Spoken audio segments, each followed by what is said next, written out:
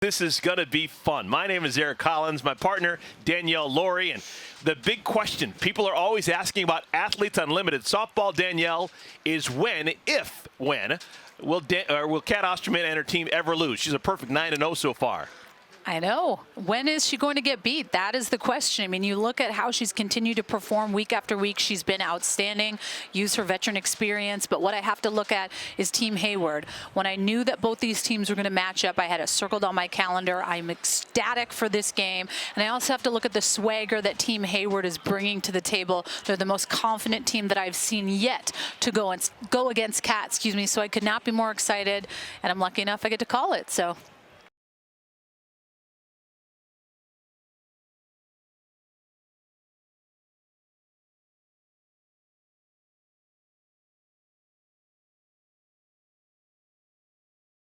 Hi everyone, I am Jocelyn Benson, the Secretary of State of Michigan and Chair of Michigan's Task Force on Women in Sports. More women in sports means more women as leaders, on and off the field. And I am excited about Athletes Unlimited and all that it will do to amplify women's voices in every arena.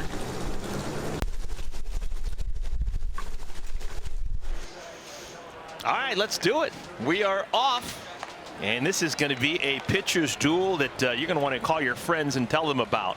Kat Osterman in the circle against Hayley Wagner. This is a rematch of a game that we saw Monday night that was an instant classic. Yes, but we've changed up the offense a little bit, and that's what I love. You're going to get what you're expecting to get out of Kat for sure, coming from the left side.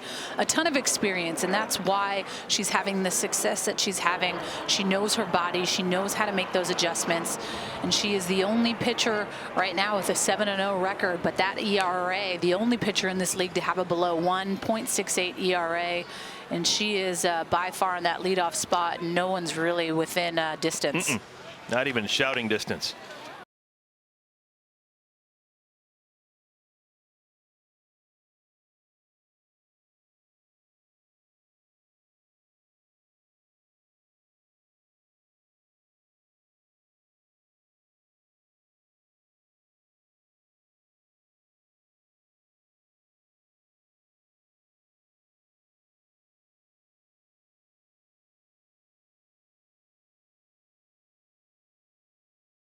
Gel together quickly. Let's see how quickly these two clubs come together. Kat Osterman, 37-year-old left-hander, rocks and fires, and we're underway. Ball one to Victoria Hayward. And it is pretty incredible when you think about Gwen Svekis behind the dish being the first pick in the last 3 weeks. Like, that to me is a really big deal and speaks volumes to what she brings to Kat Osterman in the circle. 1 ball and 1 strike. Hayward comes up empty. International matchup right here. Kat Osterman, a 2-time Olympian, will play for Team USA next summer in the Tokyo Olympic Games. Victoria Hayward plays for Team Canada. And she offered at that, 1 ball and 2 strikes. Second time that Hayward has been a captain. A lot of responsibility in that role. Some have fared better than others while being captains. Softly into center field. Leadoff base hit for Hayward. Good speed aboard.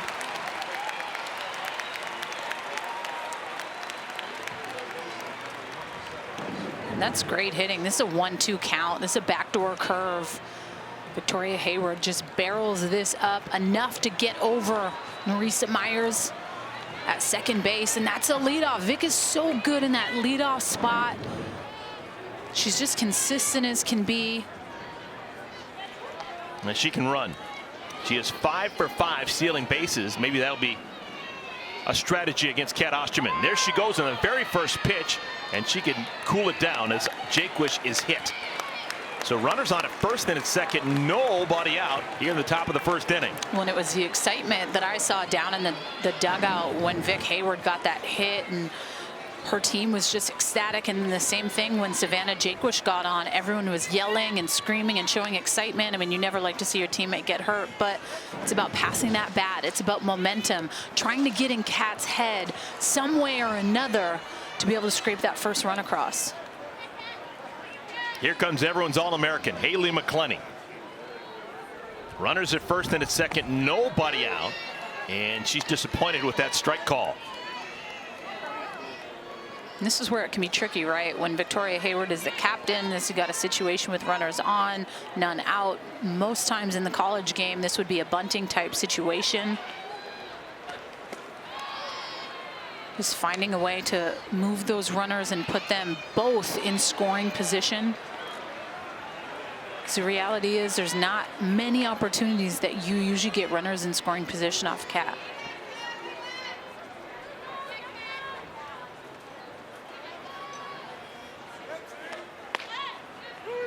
Ball and 2 strikes. Yeah, the great equalizer for Cat Osterman has always been her ability to get the strikeout. By far and away the leader here with Athletes Unlimited in that category. She has thrown 38 2/3 innings, and she has struck out 58. So well over a strikeout an inning for Cat. Lifted in the air, left field, shallow. Coming on, making the play is Perez.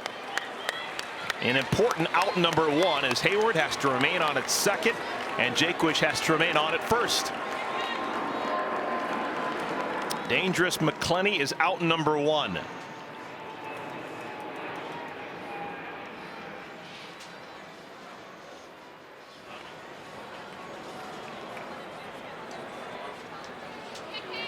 Here's Taylor Edwards, veteran catcher. On the ground, right back to Cat, knocks it down. She'll have time. Edwards doesn't run well. That's the second out. I think every other batter in the lineup would have beat that out, but not Taylor Edwards. So Cat takes advantage. There are now 2 runners in scoring position. That's a good pitch. I mean, if Cat's not able to get her hand on that, that's going to go up the middle, and I think Vic Hayward is going to score on that. Might have had a shot with Leach in the shortstop position to get a glove on it. Here's Samantha Shao.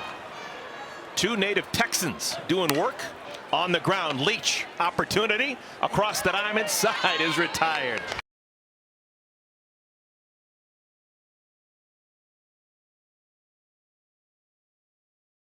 Well, Team Hayward, they threaten but do not score. And now it is Team Osterman heading to the bat rack. Let's take a look at their lineup card.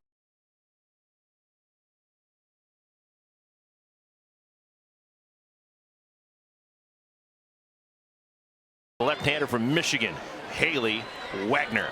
Well, and last week, she pitched the best that I've seen her throw by far, maybe in her career. She was just spot on with her changeup, her curveball. She was throwing mid to upper 60s.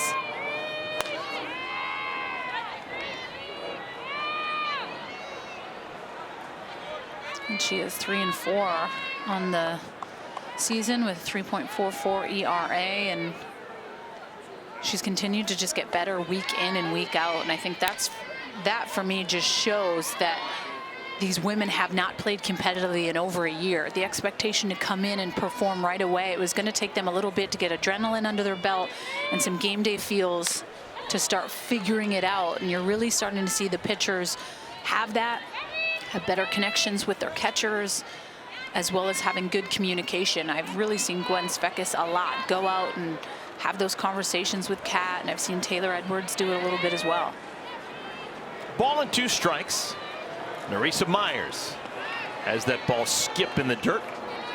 2-2. Myers is batting just .235.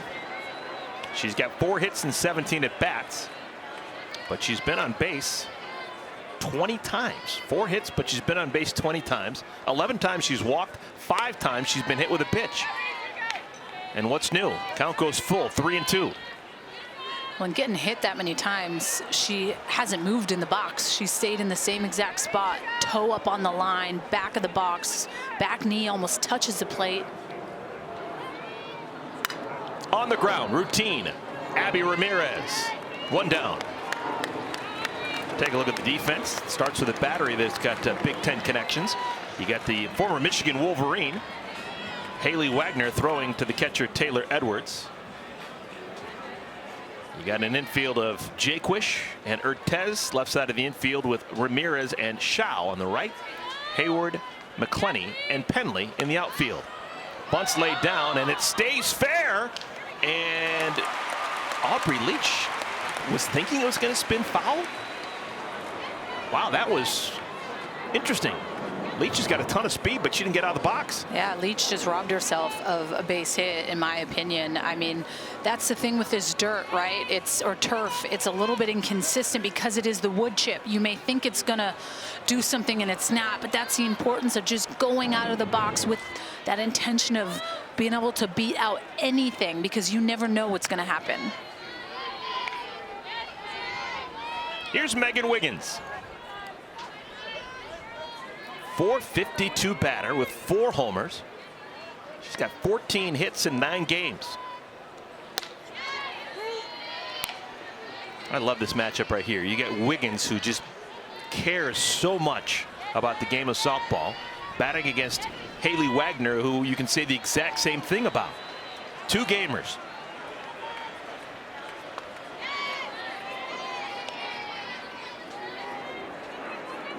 Yeah, Wagner, you talk to people in the know, they say that she really figured something out last summer. Was playing for the Chicago Bandits, and they played a game against Team USA, and Wagner was the winning pitcher and pitched lights out. And with that win, the confidence just growing in the pitcher that she has become. You know anything about beating Team USA, Danielle Laurie? I think you do, because you called my first ever. You called Team Canada's first ever win against USA. I was just a part of it. But you got to call history, Eric. You got to pitch it, my friend. How'd that make you feel? I was just a bystander. That's when it launched your career, right? We've been attached to the hip ever since. 3 balls and 2 strikes, 2 outs here in the bottom of the first inning. And that'll be the first base runner allowed by Wagner. Wiggins ambles down to first, give her 10 points. Singles, walks, hit batsman, that all counts for 10. Everything that you do for the most part on the diamond accounts for points. And when it's all said and done after 5 weeks, whoever has the most points is going to get the champion's medal and the distinction of being the best of the best. 57 women here in the Shield in Rosemont, Illinois. DJ Sanders called strike 1. That's a pretty backdoor curveball, and what that pitch does, Wagner's a lefty, so a curveball would come in on DJ Sanders' hands, but that backdoor curve will look like it's going to go in the opposite batter's box and cut back in for a strike. Super effective pitch to be able to throw that curveball on both sides of the plate. She's already going to have the advantage against the lefties, being a southpaw, throwing it away from them, but when you can really utilize both sides of the plate with that pitch, it gives you a little bit of an advantage. Ball and 2 strikes. Sanders hasn't taken the bat off her shoulder.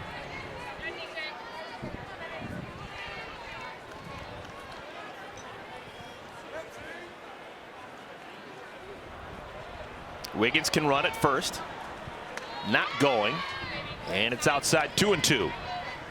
Well, in that pitch, for example, I mean, I've been loving just seeing what these women are throwing. That's a screwball, so that's not going to cut back in. It's going to kind of tail away a little bit. Solid 1-2 pitch. Down the right field line. That is fair. Extra bases. Wiggins can run. Scooting around third. She's being waved. And Wiggins will score standing up. That is going to be an RBI triple for DJ Sanders. And Team Osterman an early 1-0 lead, and they win the first inning.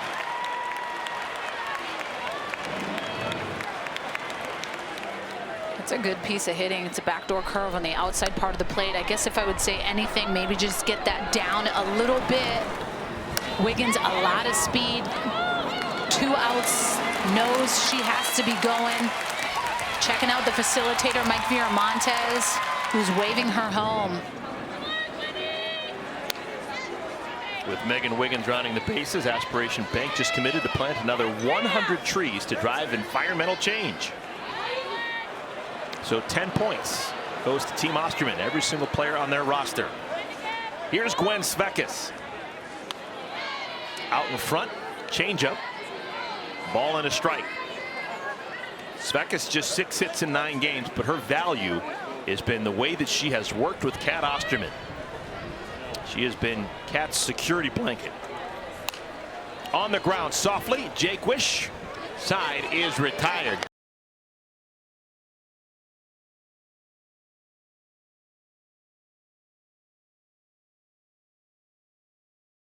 s'mores together and roasting marshmallows and hanging out. And anytime you throw in good food in the mix, it's a win for me and for a lot of these women. Kelsey Stewart begins things for Team Hayward. It'll be Stewart followed by Aubry Leach and then Anissa Urtez. I love the boa that is surrounding the dugout entrance. That's a new accoutrement. Well, in the fluffiness of that's what they put around the captain's locker. So every single week, the captain that is there gets their locker completely decorated to the nines. So Vic took that blue pom-pom Sesame Street looking thing and brought it out and made it kind of fun down there. And I like that. I just chatting with Vic yesterday, just the excitement that this team has had and the cohesiveness throughout this week of practice has been a lot of fun. And that's what makes this league so special, you know, is the athletes get to control how things work day in and day out when it comes to practice. Victoria Hayward gets to make those decisions, and I really like that because I think that it shows the experience that these women have, but also the trust that they have in their captain to say, all right, let's go, let's get better today. What's the game plan? And they utilize the facilitators. Team Hayward's facilitator is Christian Conrad, who's in the third base box, and he's a grad assistant at Florida State. He's helping her out as well. 2 balls and 2 strikes to Stewart. Called strike 3. That is the first strikeout for Kat Osterman, and Kelsey Stewart doesn't agree. Well, earlier this week, it wasn't just cupcakes, there was also movies involved. Movie night, and that's pretty cool. Clear out the ballpark and just sit in the infield and watch on the scoreboard. The movie they watched, She's the Man. I forgot how funny that is. Amanda Bynes in that movie, dressing like a boy to play on the soccer league. Channing Tatum. It's the best. You know your stuff. Here's Aubry Ramirez. Ramirez, local as they get. Played here in Chicago, was the Illinois High School Player of the Year her senior season. Left the state, played for 4 years at Michigan with Sierra Romero and Hayley Wagner. And now she's back, has been a pro for a while with the Chicago Bandits. And for the most part, she has been a big-time winner here in this format of Athletes Unlimited. She has played 9 games and won 8 of them. And when you talk about what Athletes Unlimited is all about, the majority of the points that you win come with winning, with team things, winning innings, winning total games. And because of that, even though Aubry Ramirez has just 3 hits, she's actually doing okay in terms of representation on the leaderboard. Began the day 13th out of 57, even though she's got just 3 hits, all of them singles. Well, that's incredible. Batting a 143. Yeah. And that really, I think, just shows you the importance of being on those teams that win and execute innings and get those points and rollover inning points, as well as winning those games. I mean, it's 50 points that your whole team gets when you get the W. 2 balls and 2 strikes. Chase to pitch. That's now back-to-back Ks for Kat. Let's take a look at the updated leaderboard. We have been told that in game number 1 on this field today, Geico leaderboard,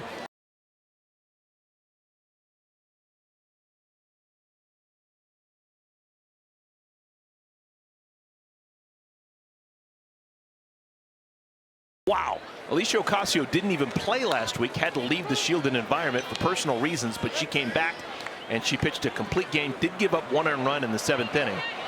But she is amongst the leaders once again. Just incredible. There she is with ice on the shoulder and the elbow. Yeah, it's almost as if she didn't skip a beat when she came back. She was having a no-hitter going until the 7th inning.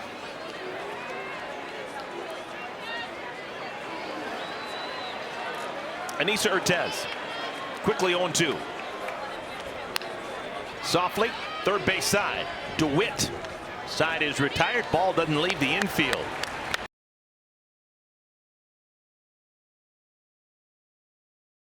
Inning and a half in the books. It's a 1-0 lead for Kat Osterman's team. They scored a run with 2 outs in the bottom of the first inning on a triple.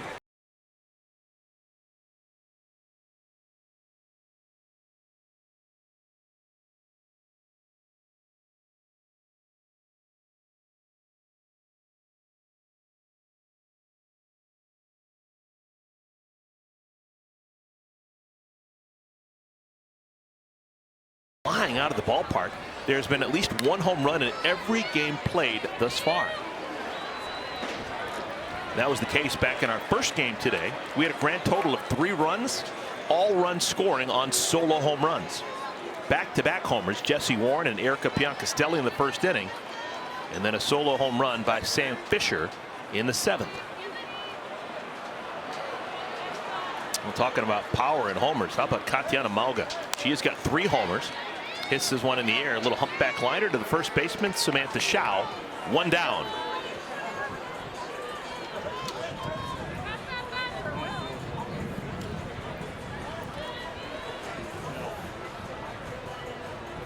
Next in line for Hayley Wagner is Nicole DeWitt.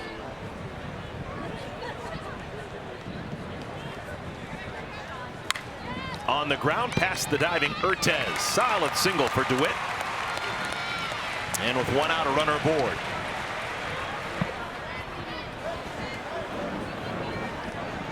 First pitch swinging out of the gate. Curveball left a little bit too much over the heart of the plate.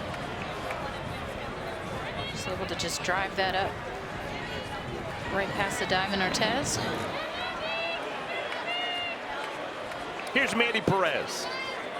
Just 1 hit, but it was a homer. Called strike 1.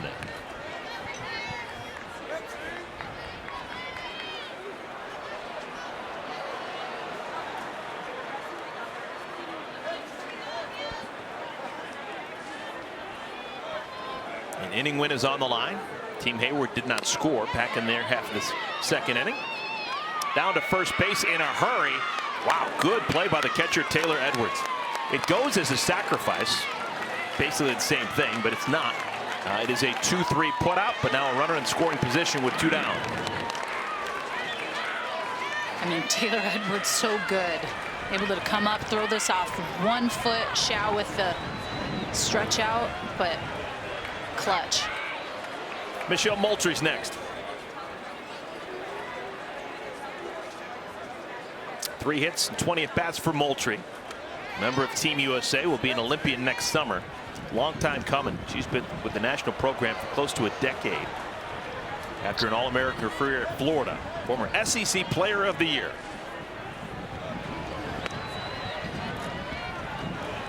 First 2 pitches miss. That's a quick meeting. That player conference presented by Mariner Wealth Advisors.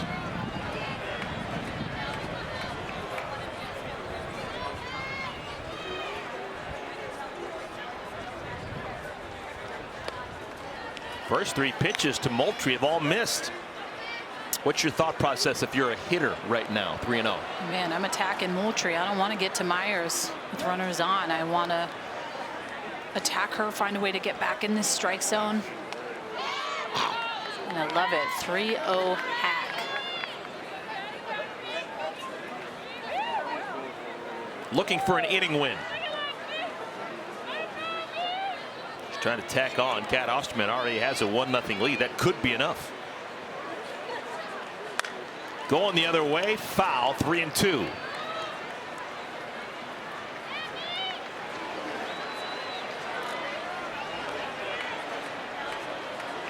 Eighth game for Hayley Wagner, her 7th start.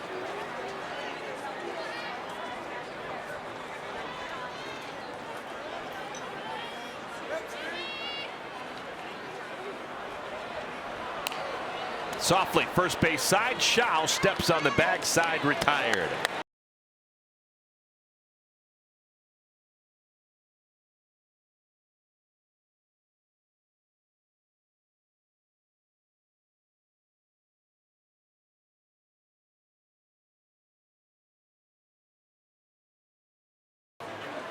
Low scoring game, 1-0 Team Osterman on top of Team Hayward. The game's only run scoring when Megan Wiggins scored from first on a triple by DJ Sanders. And Megan Wiggins is wearing a microphone. She's going to join us this half inning.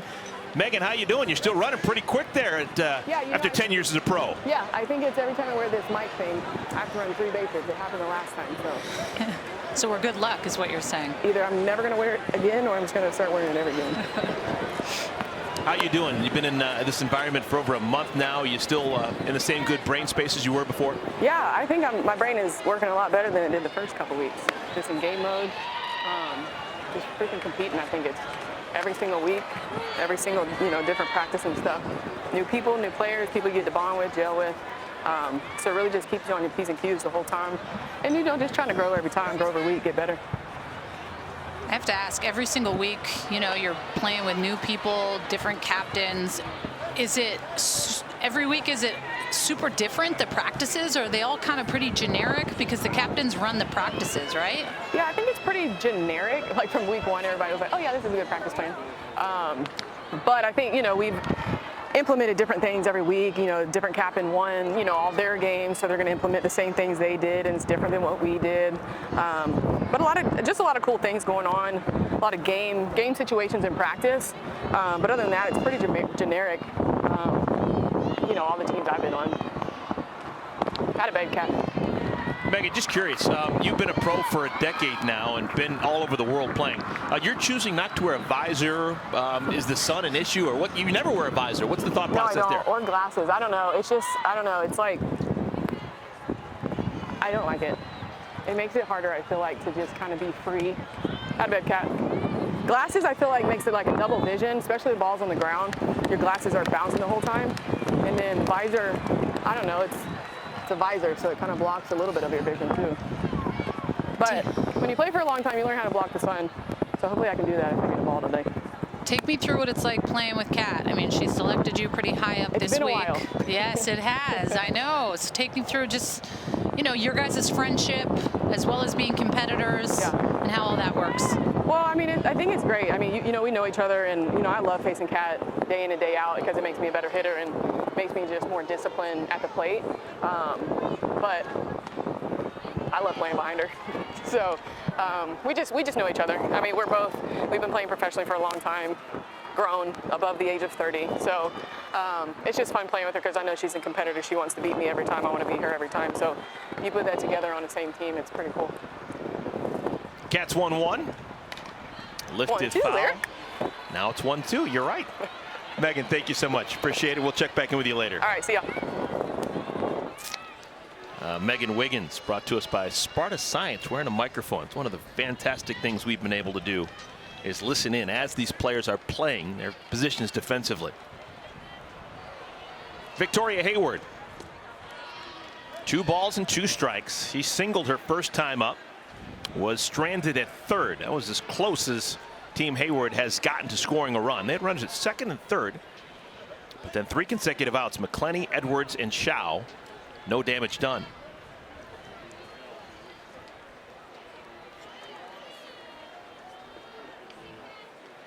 Kat has struck out 3. Right side, Mauga, and not in time. Myers was late getting to the bag, and Hayward made them pay. So her second hit, and with 1 out, a runner aboard.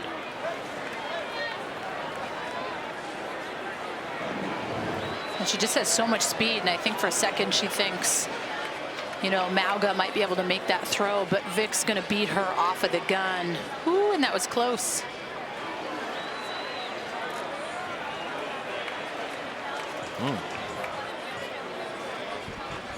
We do have review capabilities here with Athletes Unlimited. We shall see if that's something that Kat Osterman, as the captain, wants to do.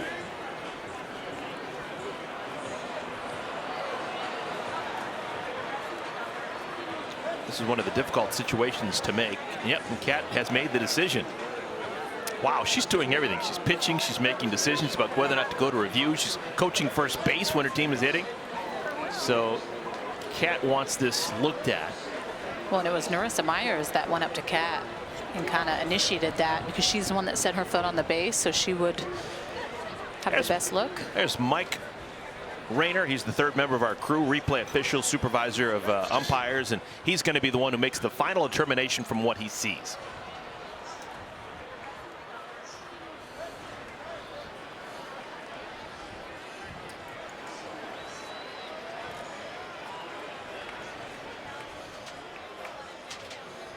And I love that they have this. I think it's so cool for the sport.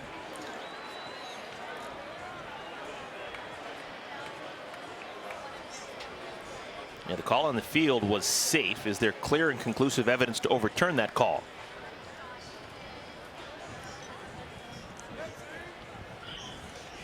Eric, I'm going to stay with the call on the field. I'm not clear and conclusive that I'm going to overturn that call. I'm going to stay with the call on the field. Okay. Thank you, Mike. Yep. All right, so good speed aboard with 1 out as the call is upheld. Hayward has her second single, so 20 points for her. Home plate umpire Emerus Addison is just getting the ruling as well, and so he'll make the indication. All right, so Hayward thrilled. She has got 20 points worth of singles here through the first 3 innings. And she's got a chance to steal a base possibly. She's 5 for 5 in stolen base attempts on the year.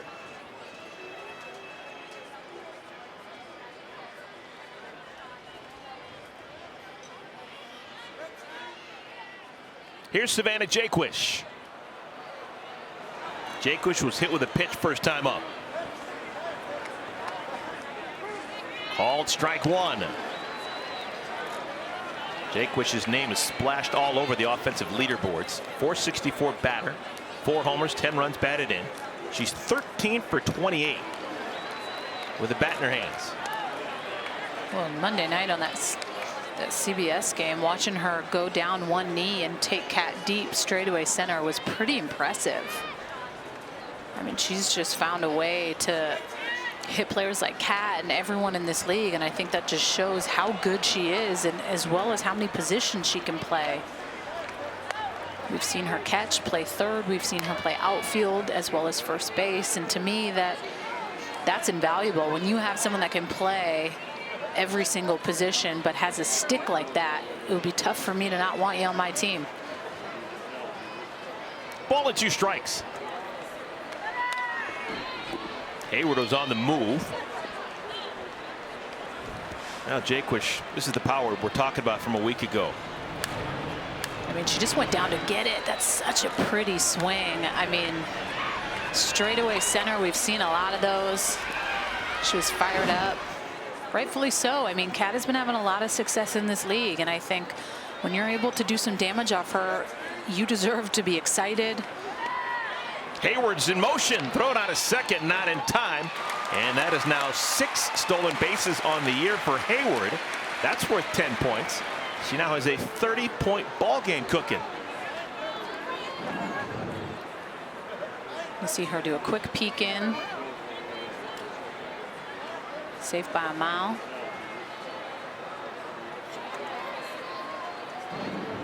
She plays for Team Canada, safe by a kilometer. 2-2. Foul right side.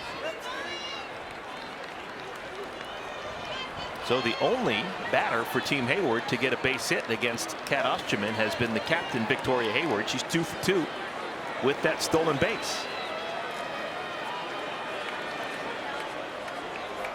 And we haven't seen a lot of this over the 4 weeks of play. But every once in a while you see that meeting between Cat Osterman and her catcher Gwen Svekis. For the most part, they've been speaking the same language the entire time.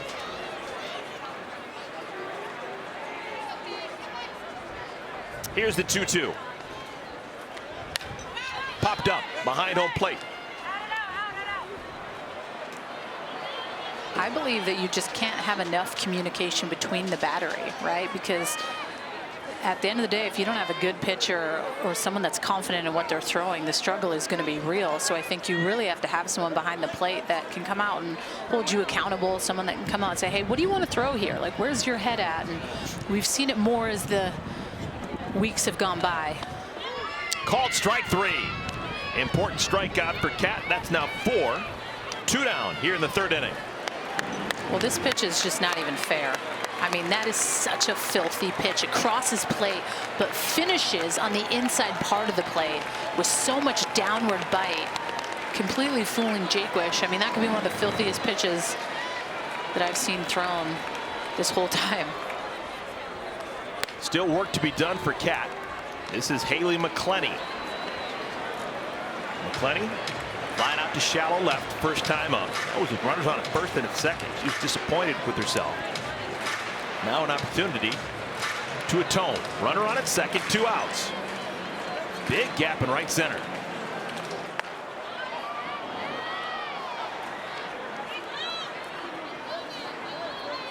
Already 42 points through 2 2/3 for Cat.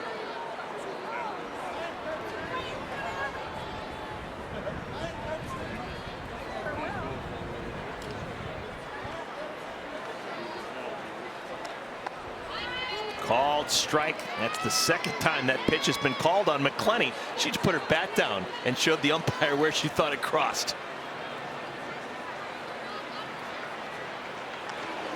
Anything close to the outer part of the plate, she's going to have to swing.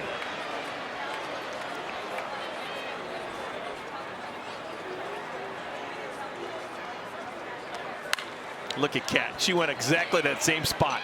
But McClenny good enough to get her bat on the ball, and that keeps the inning alive. Infield single as McClenny. I'll tell you, that's mental toughness right there. That's an example of mental toughness. Well, I mean, I say it every week. I think she's top 3 hitter in the world. She's so good. This is other batter's box, and I think Aubry Leach has not played shortstop so far in this league. This is the first time she has, but I also think that this is taking her too far in the 6th hole. She hesitated and thought maybe I should go and try to get Vic Hayward, but I think McClenny with the speed up the line, she would not have been able to get her there either. So 2 hits allowed by Osterman here in the 3rd inning. Runners on at the corners, 2 outs. Taylor Edwards. In the game of fast pitch, runners on at 1st and 3rd means you can do a whole bunch of different things. Let's see if McClenny's running. She's not, and Edwards takes strike 1.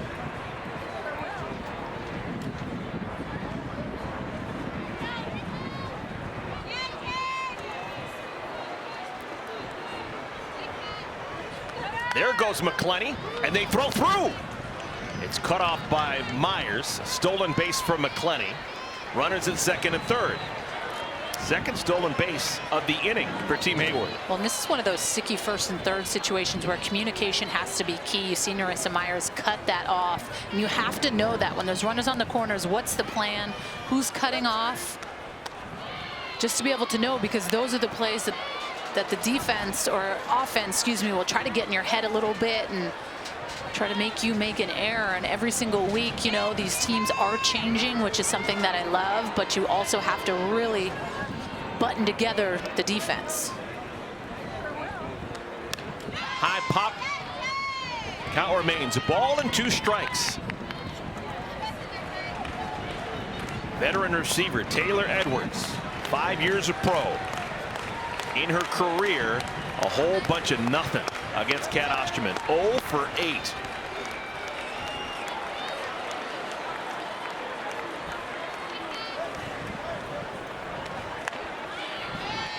Quality take, 2 and 2.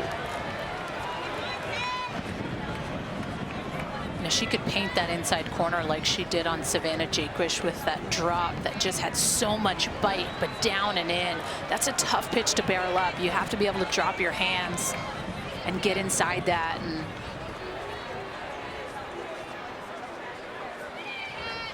2-2. Now Cat is a grizzled veteran, knows what she's doing, and she knows that after Edwards, Samantha Shaw is the batter, and Shaw has had a hard time figuring out Cat so far here in the first 3 weeks of Athletes Unlimited softball. So if things aren't going the way the Cat likes, she's got a base open. She could work around Edwards, or at least make Edwards hit her pitch, because Shaw may be who she prefers to face.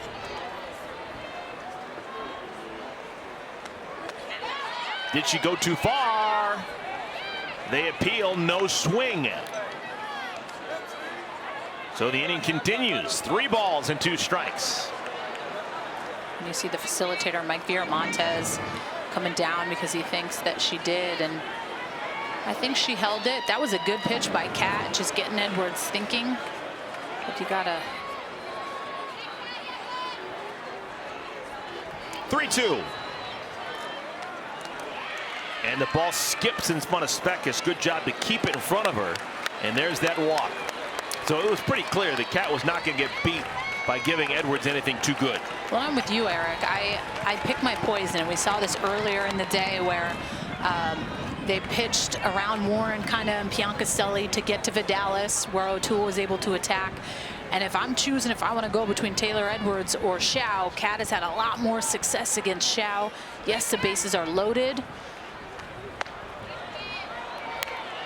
But, I mean, at the end of the day, pitchers got to trust your gut. What feels good to you? If you feel more success against a certain hitter and you want to put someone on base, I mean, follow your gut. Because if you don't, more times than not, that's when you get yourself in trouble.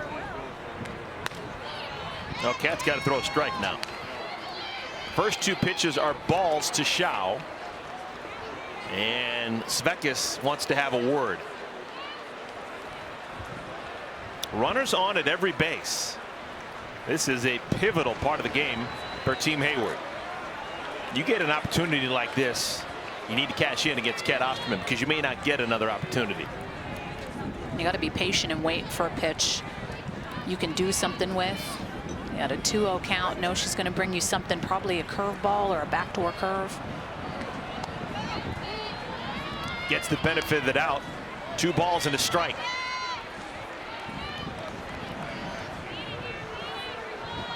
This will be the 60th pitch of the game for Cat. Still in the 3rd inning. Uh-oh. It's now 3-1. Well, listen, it's the first time that she's dealt with a bases loaded situation. There's more pressure. There's more adrenaline in this moment. And I mean, I love these types of moments. See an experience, feel uncomfortable, and those emotions of the game. And this is why you play it. This is why you choose to be that pitcher, because you have to love this part of the game, coming up clutch and making a big pitch for yourself. All 3 runners will be in motion. 3 balls, 2 strikes, 2 outs. On the ground, Leach smothers it. No play. Run scores and we're tied. Great job by McClenny. She had that head start. It was a 3-2 pitch and she was off. And she just barely beats the throw to third. Well, and Xiao's ecstatic. It's her first hit. And I want to take a look at this pitch sequence against Xiao. And she starts her with that curve, which just drifts a little bit. And then the backdoor curve isn't able to get a strike, but then she goes back with it and goes back with it again and is not able to get it for a strike. Comes in with that curveball. And it's that drop ball that she wants to throw in, but Aubry Leach in that 6th hole laid out for it and wasn't able to get that runner at third. Kelsey Stewart. 1 ball and 1 strike to Stewart, member of Team USA. She struck out looking in the 2nd inning.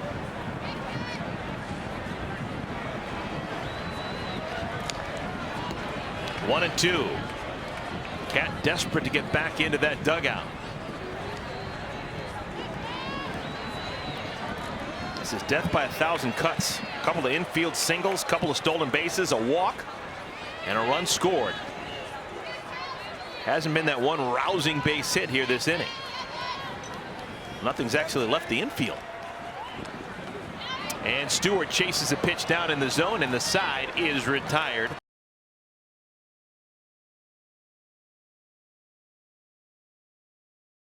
New life for Hayley Wagner, trying to hold on and give her team 20 inning points. If she can get a 0 on the board, everyone on her team, Team Hayward, will get 20 points for winning this 3rd inning, but also winning the 2nd inning, which was tied at 0, so it rolled over into this 3rd inning. Here's Theresa Myers. Let's take a look at our Carvana draft recap. We'll take a look at it after the batter. Theresa Myers leading things off back in the 1st inning, bounced to 2nd.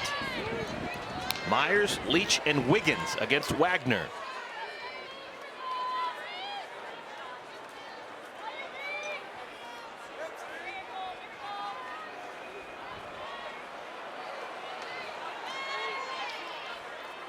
One and 2.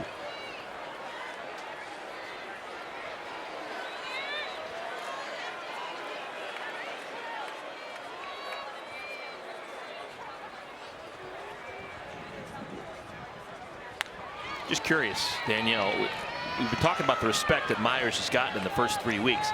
From what you've seen of her in the batter's box, does she still earn that respect that she's been getting? She's only had 4 hits. I mean, I think I would definitely pitch carefully to her, but I mean, you look at Wagner and how she just approached her there, but she just paints the corner. And I think if you're able to, against those elite hitters, hit great spots, challenge them that way. When I've seen her have success, it's been hits with balls missed over the plate, but I mean, she just threw that screwball high and tight, caught her off guard, strikeout looking. So Myers out number 1 here in the 3rd inning. Aubry Leach takes ball 1. Leach, her first time up, laid a bunt down, and the ball looked like it was possibly going to spin foul. It didn't. And when it was picked up in fair territory, she was caught in the batter's box, was thrown out at first easily. 2-0.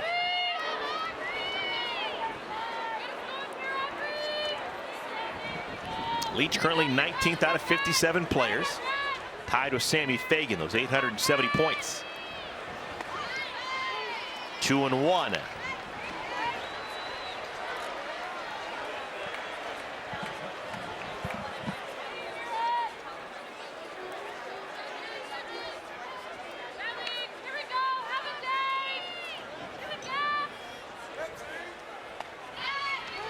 Beautiful pitch. That's what I'm thinking. 2-1 count. Kind of right down Main Street. Not sure what else you'd be looking for.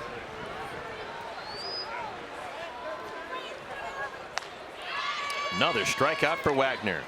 Well, Kat Osterman, a captain for the 3rd straight week. Let's take a look at the Carvana draft recap for her.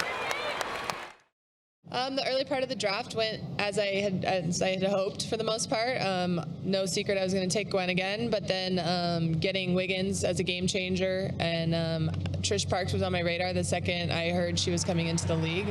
Having coached against her at regionals in 2018, I knew what she was capable of, and thinking that she's kind of an unknown might actually work in our favor. So I was excited, and then we rounded it out, obviously, with some speed in the outfield and some power hitters.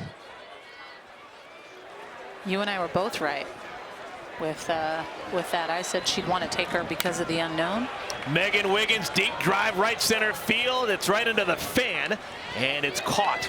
There's a lot of wind out there, and that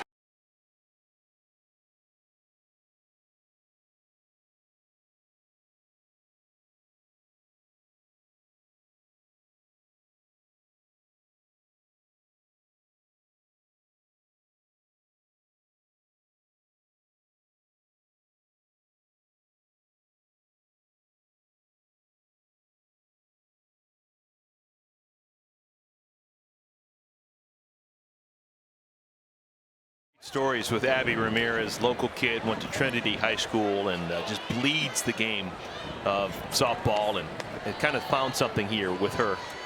Gets a chance to play, of course, National Pro Fast Pitch, now playing at this level, and it's really fun to see a true softball lifer find something new and invigorating as a 25-year-old. She was supposed to be hitting here this inning, but she has been lifted for a pinch hitter. This is Lily Piper. Piper to short. Good feet right there by Leach. Got a good jump on it, got the good hop, and that is out number 1. Well, I mean, she couldn't be more right with it's just some inside scoop into all these different athletes and what they bring to the table, and the media coverage has been unbelievable with just breaking down their stories and their thoughts and emotions and all those types of things. I think are so cool and special, and that's why I truly enjoy this league, because if you get to watch, you get to hear just personal stories and things like that, and that's always what attracts you, right? Like, you watch the game, but when you really get to know these players, I think that's what allows you to fall more in love with the game, because you truly go, wow, Aubry Ramirez, I'm learning this about you. Now I'm going to be your #1 fan. Hit hard, but on one hop to Mauga, and Mauga steps on the bag before Anissa Urtez can get there. And there are now 2 outs in the 4th inning. Fans want to get even closer to the game? Become a member of the Unlimited Club. Cast votes for player MVPs, get access to our members-only dugout chat and bullpen cam, and interact with top point leaders after the draft each week in members-only meet-and-greet sessions. Learn more about the Unlimited Club by visiting auprosports.com and clicking Unlimited Club in the upper right of the page. And people are starting to figure out what's happening here in Rosemont. Athletes Unlimited Softball Week 4 of a 5-week season. Keeping score in a brand new way. It's all about points. Nicole Penley back to the screen, 0-2. Nicole Penley, way back week 1, was one of the original 4 captains.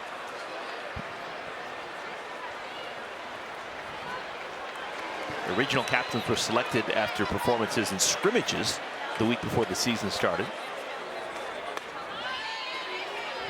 I guess it'll forever be a trivia question and answer. Who are the original 4 captains in Athletes Unlimited? It was Hayley Wagner, Sammy Fagan, Nicole Penley, and Jessie Warren. I'm glad you got it in your book there. You'll know it for years. Yeah, my cheat sheet.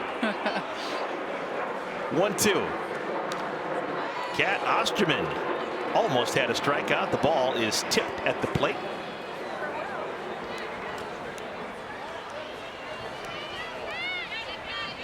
Kat's thrown 75 pitches. That's a pretty big number for her to not get through the 4th inning.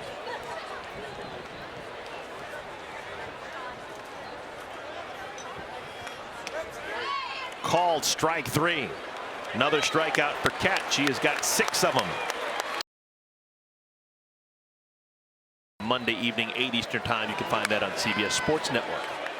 DJ Sanders swings at the first pitch and hits a ringing double into the gap in right center field. She has been an extra base hit waiting to happen. A triple her first time up, and now a double.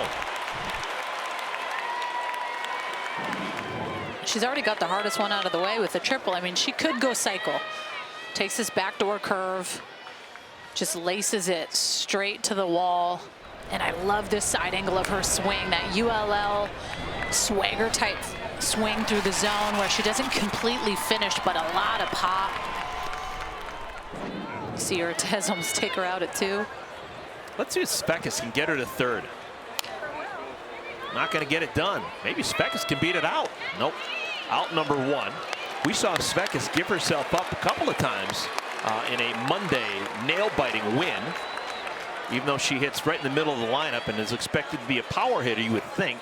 She was very adept at laying down bunts and just advancing runners, this time choosing to swing away. And the runner has to remain on at 2nd. Here's Katiana Malga.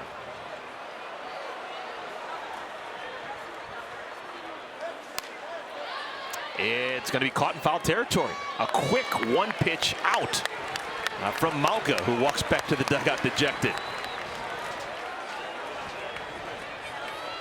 So a leadoff double by Sanders, but then 2 quick outs, Spekas and Malga.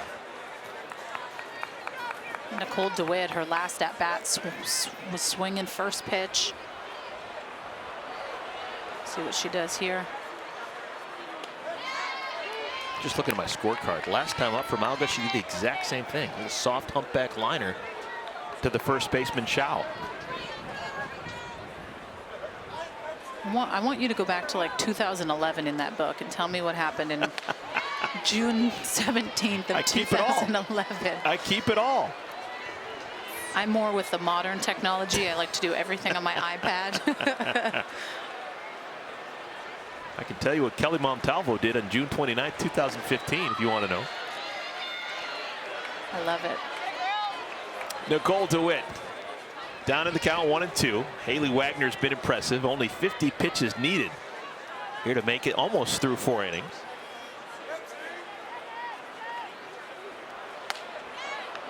Wanted that call, doesn't get it. 2-2. Team Osterman scored their only run in the 1st inning. It was answered by Team Hayward in the 3rd.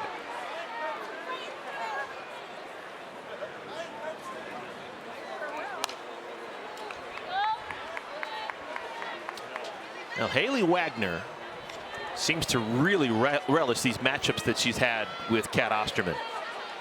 She hadn't won any of them yet, but she has earned my respect by how she has battled. Well, you always love going against the big dog. There's nothing better when you're the underdog and you're not supposed to win. Off speed, tapped foul, first base side. Those are just always the best matchups. I mean, Yeah, it's fun to go in and blow out teams, but when you have those nail biters where you need to execute pitches, where you feel your heart rate elevate a little bit, where the adrenaline comes into play with big situations, and Kat last inning with the bases loaded, she felt feels she hasn't felt in a while, and that's where you grow. But man, you love going against the best in the world, challenging yourself, seeing what you're made of. Pressure's a privilege. Heard that said before. 3 balls and 2 strikes. There is a base open after DeWitt Mandy Perez. Called strike 3. What a pitch by Wagner. Just froze DeWitt.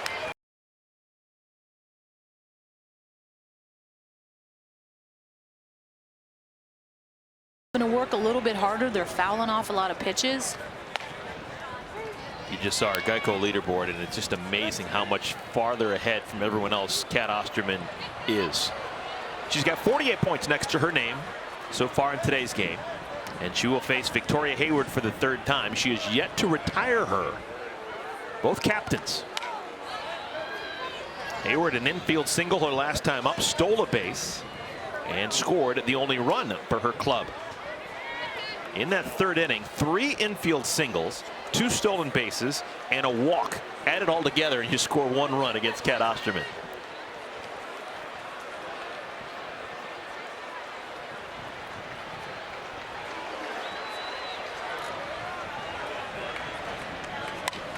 Softly right side, Myers. And Malga has to stretch. It must be unusual playing with a first baseman like Malga, who is 5 feet 2 inches tall. Normally you think of first baseman and you think about being able to stretch and cover a whole bunch of ground. I remember Jenny Finch, when she didn't pitch, she played a lot of first base, and people loved throwing to her because she had the wingspan of a condor. There was nothing that got past her. You don't have that with Malga. When we went to the Olympics in 2008, you know Sheena Lawrick, Sure, oh yeah. Nebraska, she was our first baseman. She's about the same size as Malga. And it didn't faze me. It really, it didn't. I mean, as long as you know how to get some good picks, especially off of me, because sometimes I don't know where it's going, you got to be able to pick that.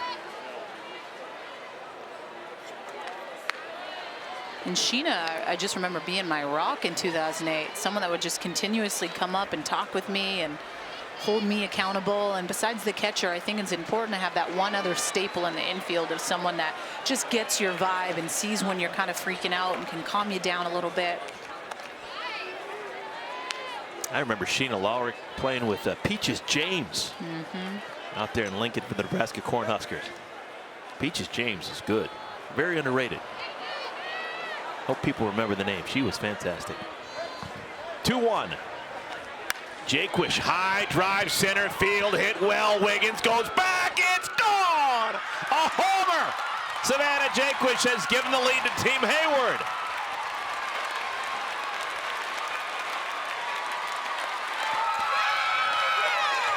And just like that, Kat Osterman has relinquished the lead and is now trailing in the 5th inning. Wow. This is an off-speed pitch left over the heart of the plate.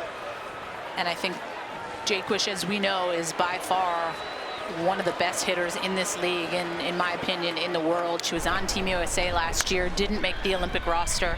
This is proof in the pudding that she should definitely be someone that is on that team, just based on what she's able to do. She's able to hit players like Kat, play defense. We've seen she's got a well over 500 batting average in this league. It's her 2nd home run off of Kat. That's incredible. Yeah.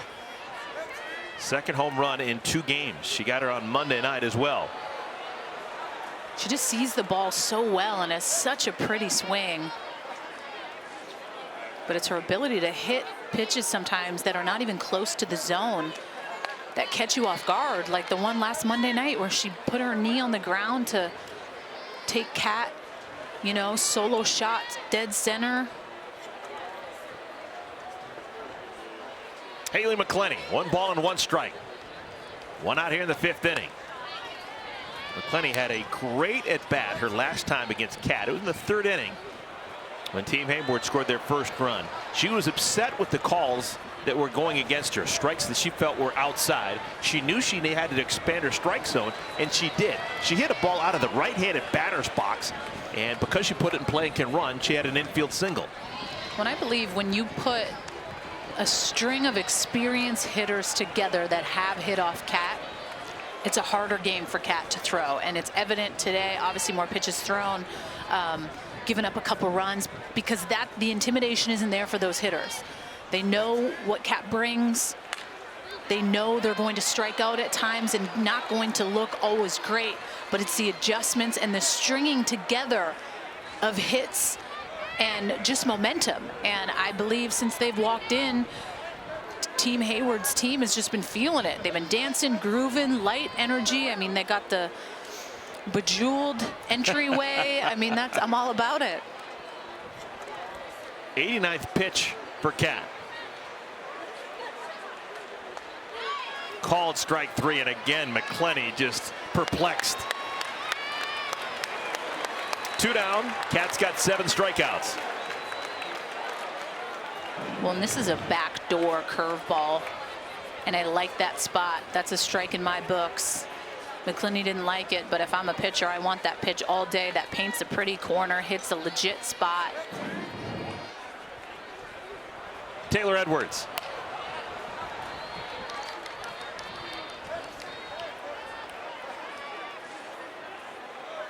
Southern California native.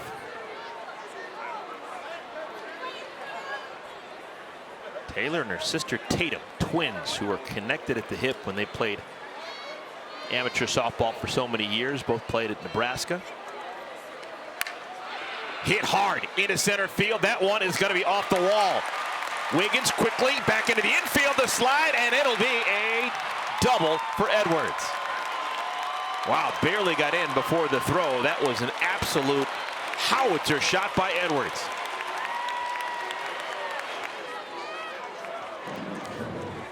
That is to feel good if you're Edwards. You have not been able to get a hit off her this whole time. She stays on plane, this backdoor curve. Dead center. I thought Wiggins maybe stood a chance, but this thing was too hot off the bat. Wiggins played it good off the wall, and you saw Taylor Edwards have to amp it up for the last 5-6 feet. Make sure she could get there in time.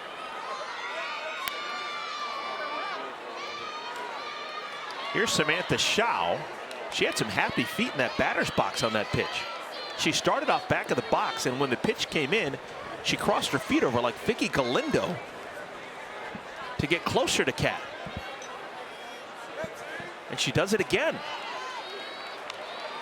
And sometimes you see that out of a left-handed slapper, but out of a right-handed hitter, that's unusual. I've yet to see it, so it's a first for me too. But maybe she's trying to get in Kat's head. Maybe she...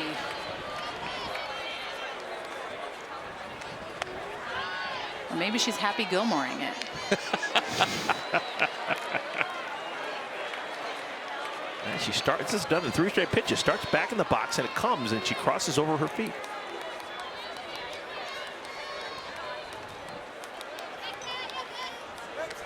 But she doesn't do it with 2 strikes. And the count remains 1-2. When I believe when you're facing Kat, the more movement you do, the harder it is to hit her. That's why I think slappers have a tough time, because her ball breaks so much. So the less movement you can do, almost the better. Shorten up that swing.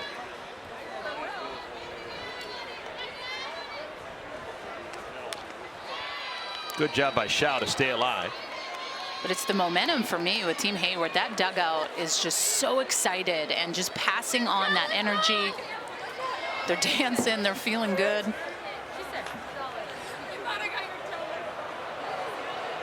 they're having fun, and at the end of the day, that's what this is all about. They've committed their 5 weeks to this league. They're in the shielded environment. How cool is it that they get to play the game they love in this inaugural season of Athletes Unlimited? Right now, our score of 2-1 is the finishing score from our earlier game. Team Warren beating Team Reed. Chase to pitch. Kat strikes out Shao, and the side is retired.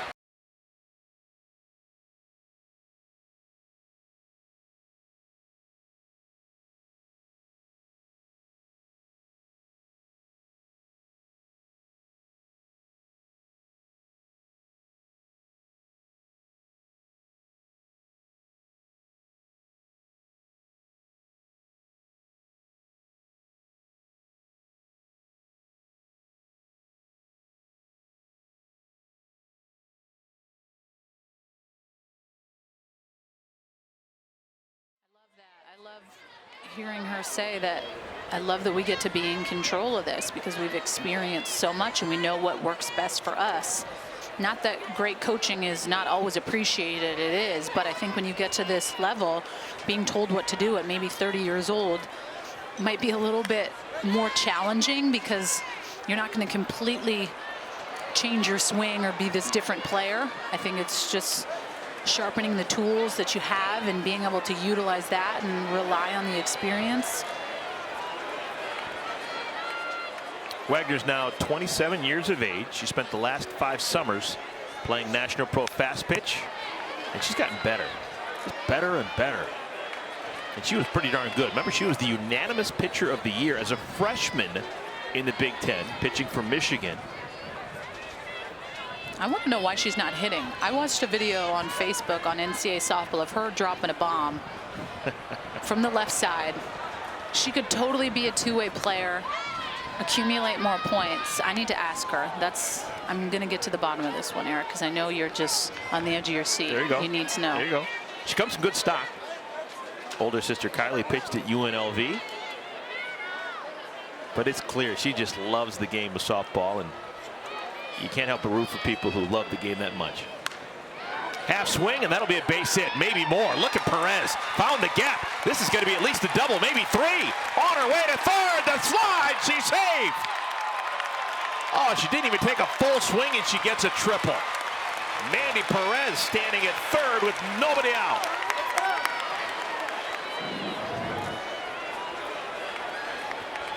This is just kind of one of those ones that is a gapper right between the left and center field. So much speed. It's perfect form. I mean, I love watching her run. She is just moving.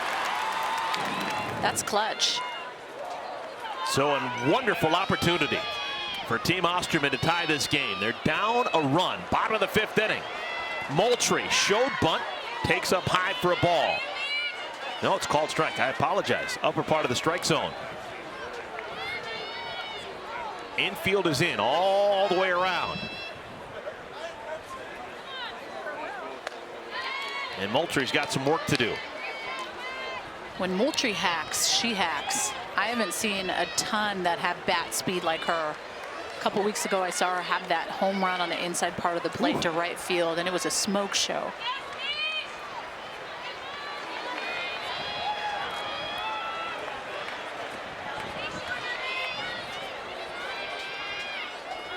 No balls and 2 strikes. Wagner would love a strikeout. She's got 3 of them. Called strike 3. A 3-pitch strikeout for Wagner.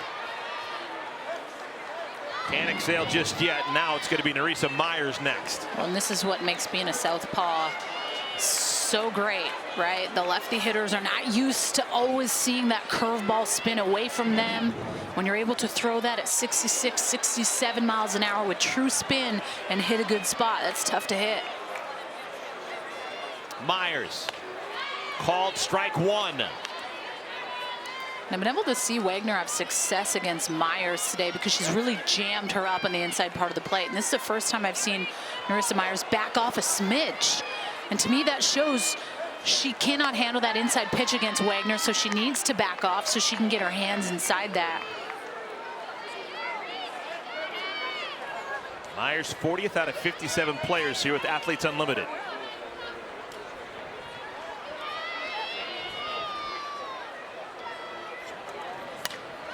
Lifted, foul, and out of play. Now this is going to be important. Myers needs to put the ball in play. Wagner dreaming of back-to-back strikeouts. Got a runner at third. There's 0 margin for error.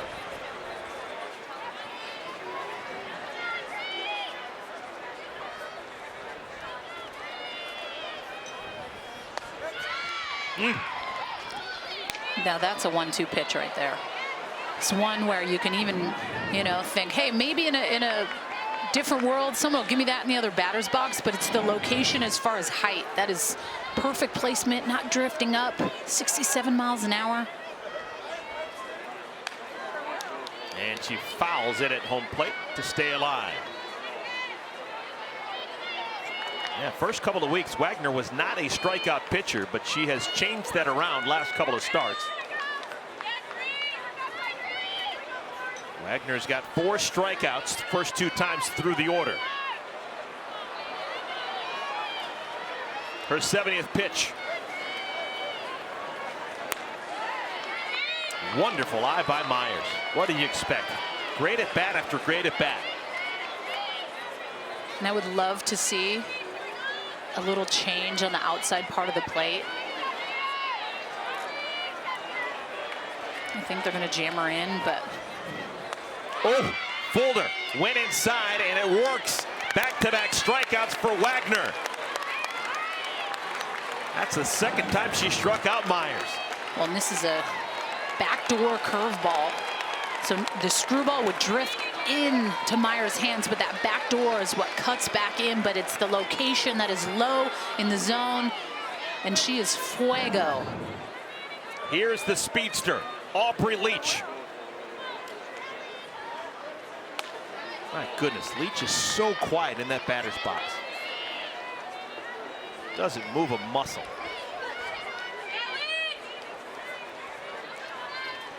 Runner on at third is Perez. 1-1. And it's really cool to see Wagner just taking ownership of both sides of the plate. No fear going into these hitters. Hitting great spots.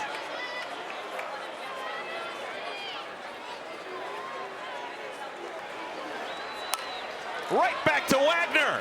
And somehow she gets out of a jam.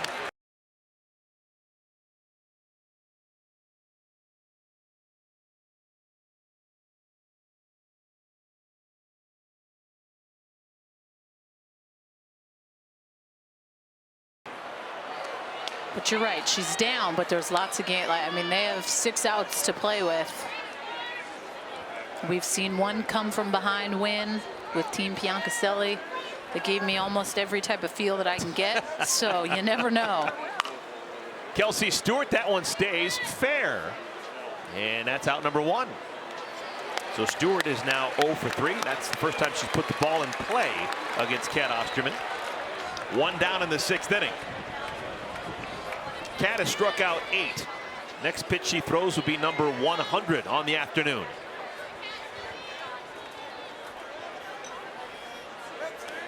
Abby Ramirez, 0-1. Was pinch hit for her last time up. Lily Piper came in to bat.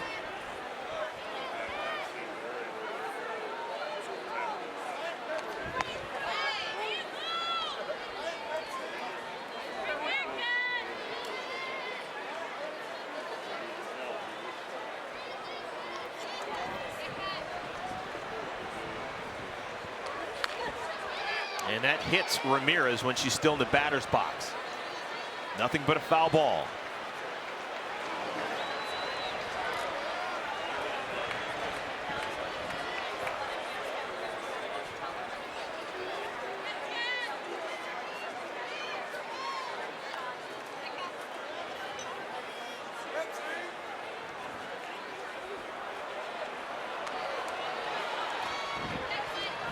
Ball and 2 strikes. Kat just passing the 100 pitch mark.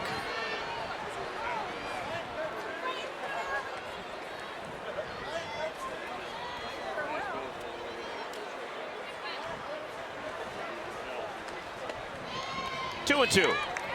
Those are good takes by Ramirez. Drop out, drop in.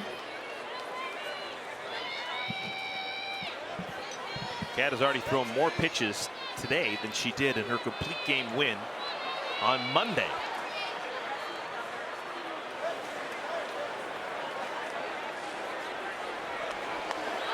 Called strike 3. Ramirez strikes out for the 2nd time against Kat. That's now 9 punch outs for Osterman. Fans, head to AUProSports.com to get your Athletes Unlimited gear and check out our Fan Zone to download your watch kit and participate in Pick'em games. And don't forget to follow us on social at AU Pro Sports for exclusive inside content.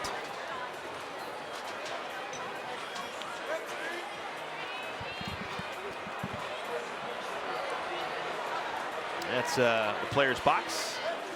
The women from earlier today who played a fantastic game. Team Warren beating Team Reed 2-1. Alicia Ocasio, welcome back. She went the distance to get the win. And they have seen an equally good game here in our second ball game. It is a 2-1 score, just like that first game, but still with an inning and a half to play. We're going to have a pinch hitter. It's Emily Crane coming to bat. Crane will bat for the shortstop, Anissa Urtez. Former Missouri All-American Emily Crane.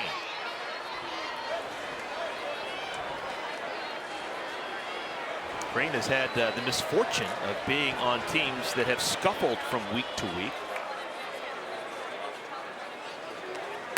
Yeah, she's the only player left in the league that hasn't won a game. Wouldn't that be something if she wins her first game here with Athletes Unlimited and she does it against Kat Osterman? Cosmic.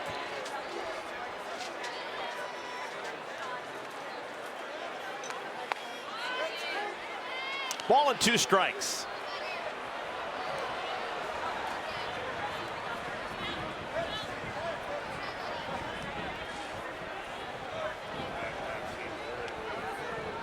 Cat's working quickly now. Little number. That's going to be trouble. And DeWitt has no play. Just puts it in her back pocket. Infield single for Emily Crane. Reason to smile. That's now the 7th base hit allowed by Kat Osterman. And Crane gave a hallelujah. Now she's going to do a victory lap. Good job, Emily Crane. Hang with him. So she gets herself a 2-out base hit and is immediately replaced by Urtez at first base.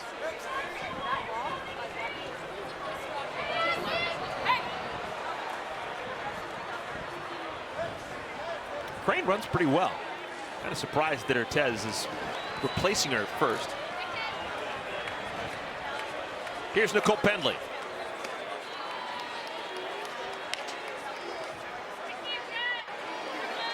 Whole bunch of nothing for Pendley. Couple of strikeouts.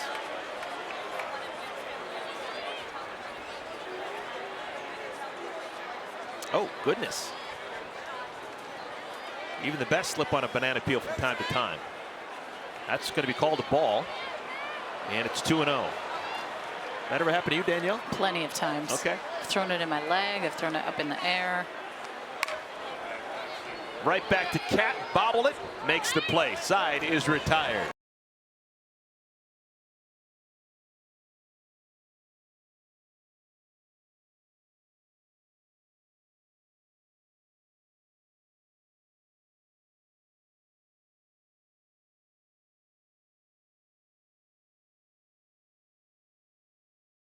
Against DJ Sanders and Gwen Svekis here in the 6th inning.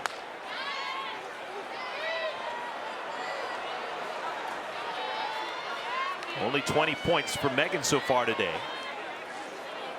You play with Kat Osterman's team, usually you win innings. There's a lot of numbers being bandied about, but not so much today.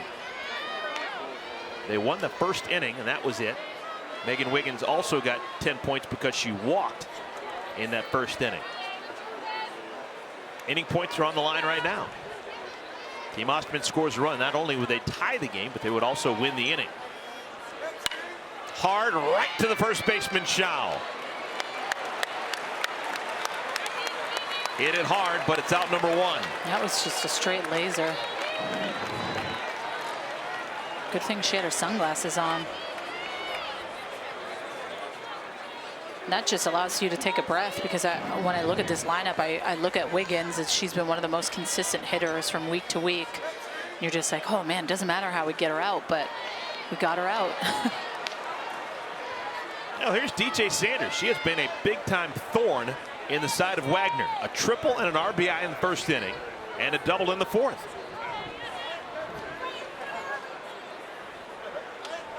Yeah, Wagner's been fortunate to only give up 1 run when you consider that she has allowed 2 triples and a double. She's only given up 4 hits, but 2 triples, a double, and a single.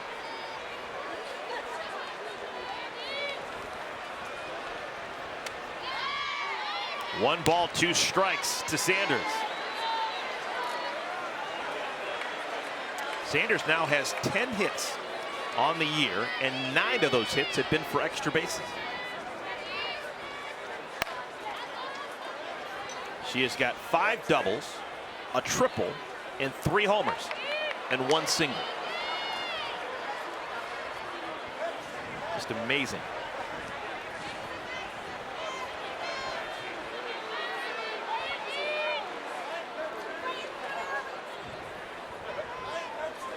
Another 1-2 pitch. She seems to just have such good plate coverage. She's been someone that's been really fun to watch. I remember watching her at ULL and just loved what she brought to the table there, and then transferred to Oregon her senior year. Struggled a little bit at the beginning of the season, but started to pick it up and finished at the Women's College World Series.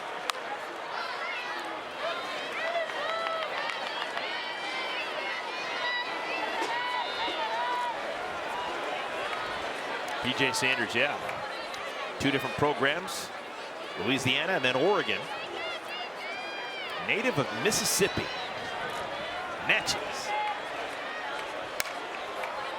Little tardy, will do it again. Ball and 2 strikes. That pitch was 67 miles per hour. That's what we've seen a couple of times. That's been a high water mark for Hayley Wagner. Big inning for her was the 5th. Allowed a leadoff triple to Mandy Perez, but then struck out Moultrie, struck out Myers, and then got Leach on a comebacker. Ooh, off of Svekis. Friendly fire. In the on-deck circle, she got drilled on a bounce at least.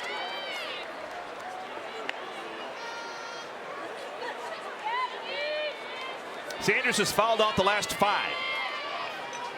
It's a DJ who was playing the same song. There it is. Hayley Wagner, beautiful off-speed pitch and another strikeout.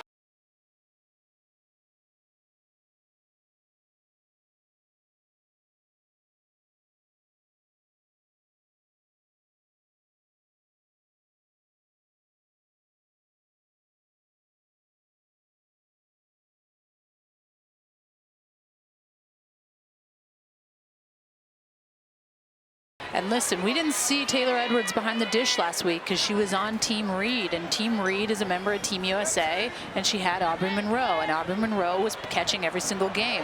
And I think it just shows, you know, how good Taylor Edwards is and just her pitch calling. And there's a lot that goes into it. You have to remember that a lot of these batteries haven't called pitches together, number one, but in college they had a lot of their coaches call. So they're still trying to figure that out together and the best approach. It's never easy when you're constantly having a new catcher every single week, but that's another reason as to why I love this league, is that it's constantly changing. And if you're not continuing to always evolve as a pitcher, person, player, then why are you even playing? You always want to find ways to get better, or just little things that maybe someone offers you that can make your game that much better. You want to utilize that every single time you can. Wagner has Svekis set up.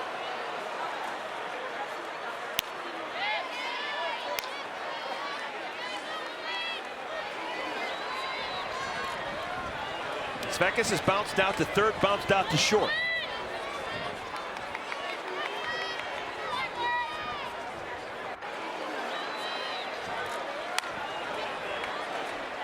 Hayley Wagner didn't strike out a soul first time through the order. But since that time, she has struck out 6. She has struck out 6 of the last 13 batters who have come to the plate.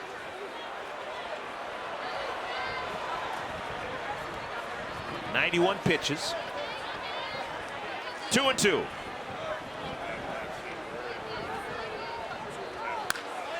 Down the right field line, that's foul, just barely.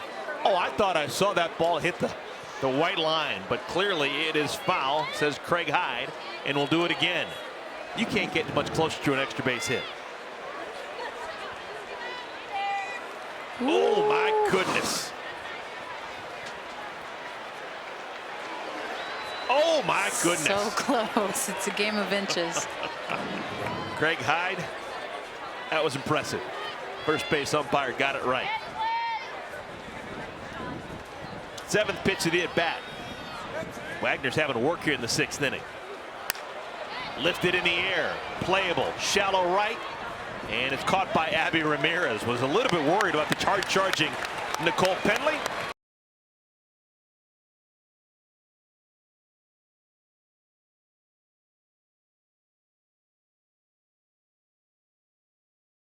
Two to one, Team Hayward trying to survive against Team Osterman.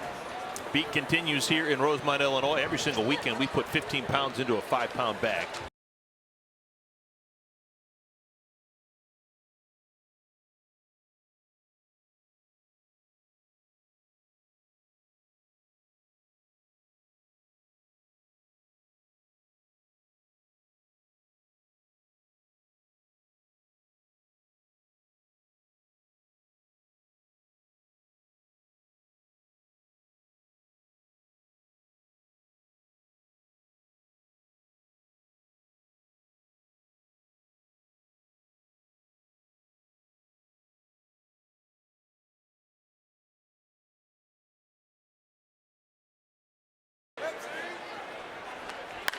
Hayward hits this one to center field. Playable. Wiggins handles the win. One down.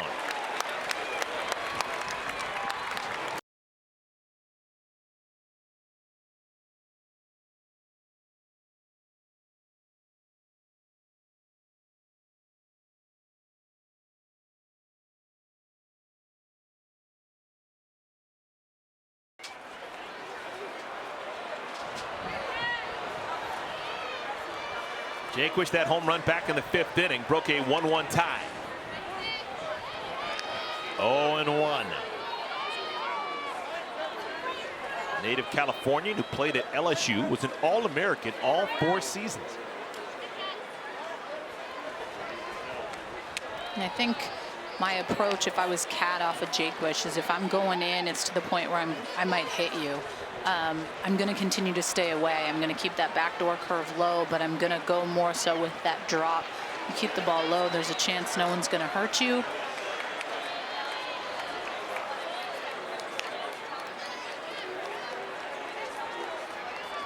.116 pitches for Kat Osterman.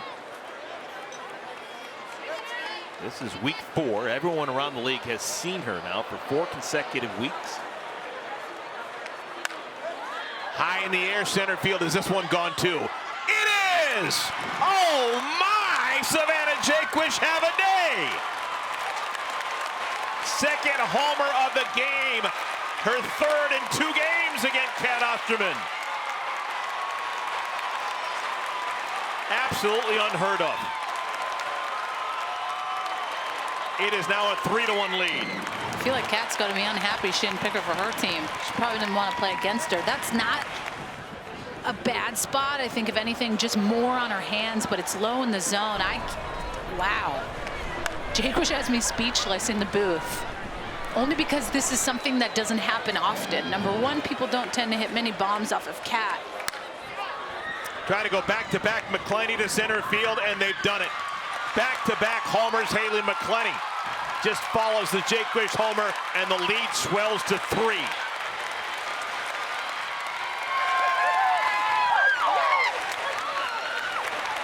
Pretty impressive. Hayley McClenny's 2nd hit of the game. And Kat Osterman has given up 4 earned runs. That is the most she's given up so far with Athletes Unlimited. And I can't talk enough about the momentum that Team Hayward has.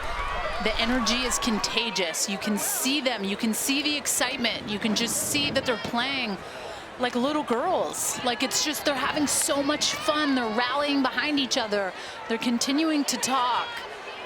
And it's just a special vibe that they have going right now. And even talking with the captain, Victoria Hayward, before this started, she goes, this could be one of the best teams that comes out of this. I mean, still, I think one of the best was Team Warren's week 1, because that was incredible having Warren, Hayward, Kat, all of them together. But I'm speechless for the first time in a while up here in the booth. We have had a grand total of 8 runs scored here today with Athletes Unlimited in both games. It was a 2-1 game, so a combined 3 runs in the first one. and now 4-1, 5 runs here in our nightcap. And of those 8 runs, 6 of the runs have come on solo homers. 6 solo homers in 2 games. And I think everyone's been to center field, if I recall correctly. Sam Fisher's went to right center. Here's Samantha Shao. Listen, I can understand Kat and her frustration probably now in this moment, but I truly believe that there's nothing better than being humbled in this game. Number one, it allows you to realize that you're human, but number two, it allows for you to realize that you can always be better. You can always evolve and work on your craft some way or another, and this is the biggest challenge that she's had to face. And let's be honest, she's trying to be the best version of herself for the 2021 Olympics, and you got to go through bumps in the road to continue to better yourself. And this is a small one, but you have to go through that. Shao strikes out. That's now 10 punch-outs for Kat Osterman.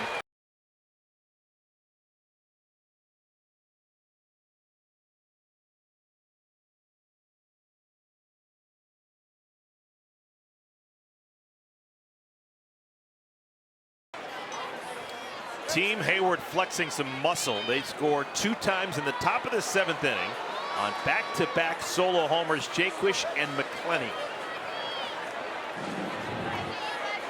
And I like that they're just kind of talking it out, taking that deep breath and understanding that it's still a 4-1 game. Yes, that seems like a lot of runs, but every single hitter can come to play and spark a rally some way or another.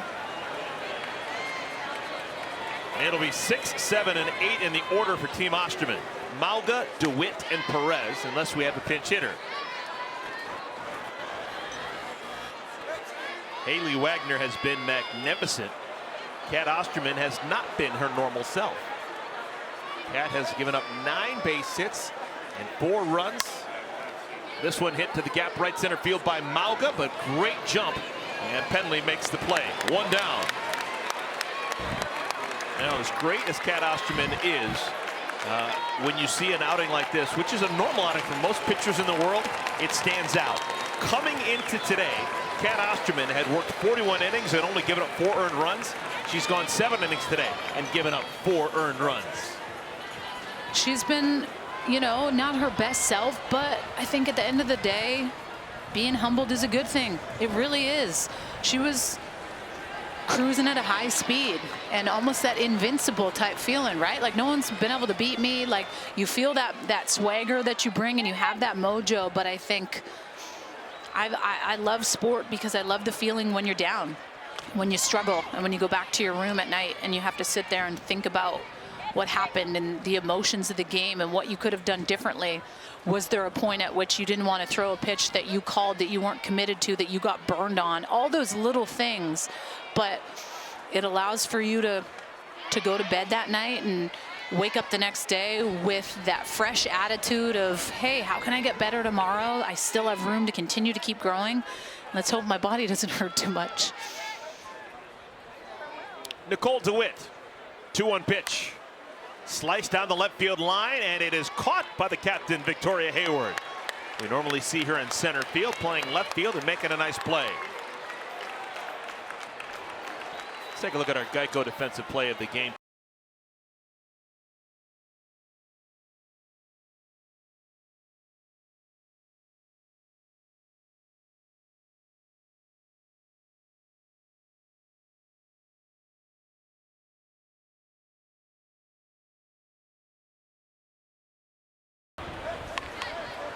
I think this game really turned in the 5th inning when Perez was up her last time. She tripled into the gap in left center field with nobody out, and her team could not score. That would have tied the game, but she was stranded at third, and momentum at that point just turned directly towards Team Hayward.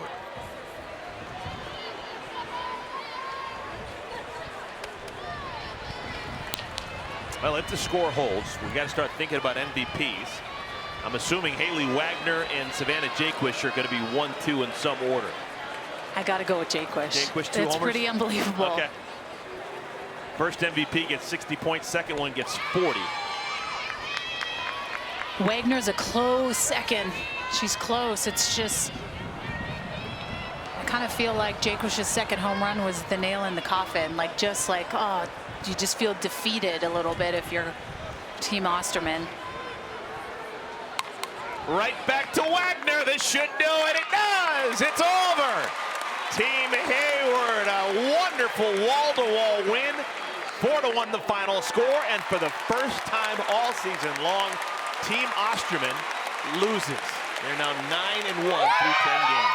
But I have goosebumps in the booth, so I know that the people at home that are watching have those same type of feels, because that's what sport does. It just allows for you to love on these players and see how much it means. And incredible. What a performance by that whole squad. It wasn't just one or two people. Yes, there were stars, but they were together. They were locked in. They were contagious with their attitude and continued to pass the bat. And super impressed. I love the feeling that I have up here. We've talked about Victoria Hayward, what a captain she has been. She's a captain now for the second time. She did not select anyone that she selected prior, yet somehow this team was able to gel quickly in the very first game they played together and get themselves a really fantastic win against a quality opponent. And I think you learn week to week what you like and who you're friends with and what type of to work. But, I mean, it does not go without saying, I think we're going to be able to get Hayley Wagner in for an interview. She was the rock that held this team together throughout this game, nipped stuff in the butt.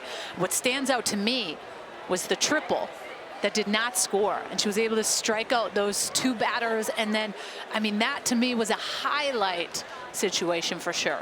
All right, Hayley Wagner is joining us, and Hayley, congratulations. Man, that was fun to watch. I want you to take me through the final 3 innings. You allowed that leadoff triple to Mandy Perez, then you retired 9 consecutive. What was working for you? Hayley? Yes, hi. Hey, Hayley, thank you for joining us. There she is. Fantastic performance, just fantastic.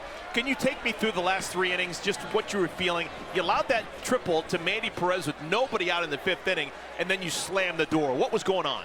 After that triple, honestly, it was my fault. I'll take full responsibility for that, but I knew my defense had my back otherwise. But I just wanted nobody to score. That was my goal the entire time. I told myself multiple times on the mound that nobody's scoring, and I just kept attacking my hitters like I did the whole game.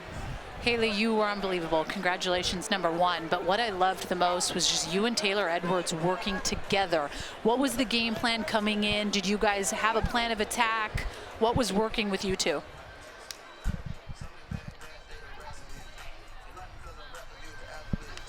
Hayley, did you hear that? I did not. Oh, the connection that you had with your catcher, Taylor Edwards. What was going on with how you were working with Taylor? We really just mixed pitches and really focused on my changeup today and being able to hit the corners and hit the river and make the hitters work. Taylor and I have played against each other for so long in the Big Ten that it's been great to finally have her back there. And last question. I'm watching you, and it looks like you're playing with such joy. You have spent 4 spectacular years at Michigan. You've been a pro for 5 years in the NPF. Are you enjoying this as much as it appears you're enjoying it? Absolutely. This is the best experience of my life. I love everything about being here, being in Rosemont, everything Athletes Unlimited is doing, and being able to play with such amazing athletes. Well, you're just giving me so much joy up here. It's been a treat to watch. Hayley Wagner, thank you so much. Thank you. Enjoy it. Hayley Wagner doing her thing, picking up the win, a 4-1 final score over Team Osterman. Danielle, it sure was fun to watch, and somehow you had a sneaking suspicion we could see this today. I did. I talked with Victoria, who's a teammate on Team Canada with me, but just sat down with her yesterday and she goes, I really believe that this is a team that's going to be able to beat Cat. And when you believe something so strongly and you just are thinking of it nonstop, sometimes that stuff comes to life. And it's a team that was contagious. They had a lot of attitude. They had a lot going for them.